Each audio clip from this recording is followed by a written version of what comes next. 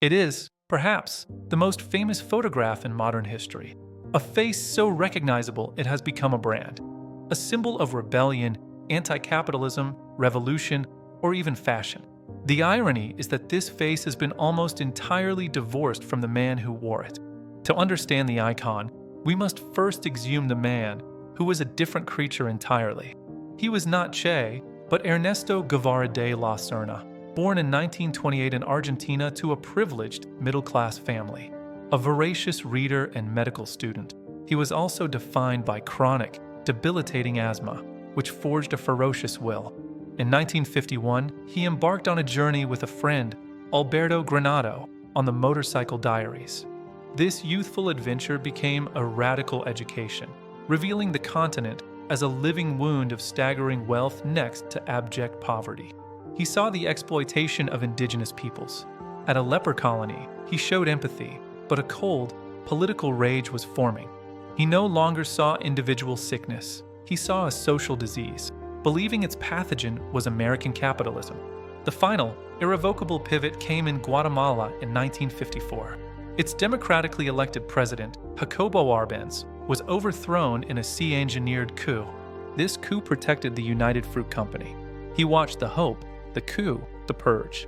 This experience burned away the last vestiges of the privileged idealist. Ernesto, the doctor, died in Guatemala. Che, the revolutionary, was about to be born. In Mexico City, he found his destiny, meeting Fidel Castro and joining his insurgent army. The revolution began as a farce in November 1956, with 82 men crowding onto the leaky yacht Grandma. They landed in Cuba and were immediately ambushed. Fewer than 20 escaped into the Sierra Maestra Mountains, where Che was truly forged. He became the revolution's chief disciplinarian, ruthless, demanding, and utterly incorruptible, executing defectors himself. He codified his FOCO theory. A small guerrilla force could ignite a mass popular uprising. His masterpiece was the Battle of Santa Clara in December 1958, where he led 300 men to derail an armored train and capture the city. The victory was total. Batista's regime crumbled, and a medical student from Argentina had helped conquer a nation. The revolution had its enemies, and Che Guevara was put in charge of the purification as commander of La Cabana prison. He oversaw revolutionary tribunals, resulting in hundreds of executions for Batista-era officials and political opponents. For Che, this was revolutionary justice, as he believed a revolutionary must become a cold-killing machine. His most damaging role for Cuba was as an economist, made head of the National Bank and later Minister of Industries. He was a Marxist ideologue given the keys to a national economy.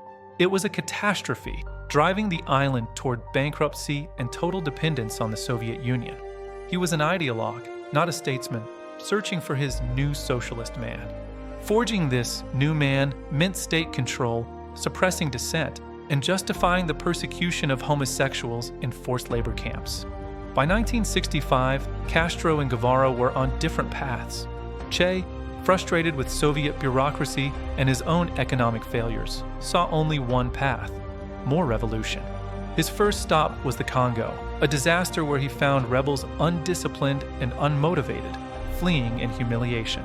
In 1966, disguised, he slipped into Bolivia to ignite his continental FOCO, choosing perhaps the worst possible battlefield. He was an Argentine leading a Cuban force, trying to start a revolution for Bolivian peasants who viewed his ragged band with suspicion. His health failed, his asthma attacks were constant, and he was isolated, hunted by the Bolivian army, trained and guided by U.S. Army Special Forces and CIA operatives. On October 8, 1967, he was wounded and captured, having failed.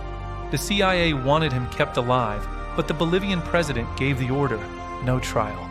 On October 9, 1967, Ernesto Che Guevara was executed by a Bolivian sergeant. The man was dead, and this is where the myth begins. The Bolivian army, in a catastrophic miscalculation, displayed his corpse to the press.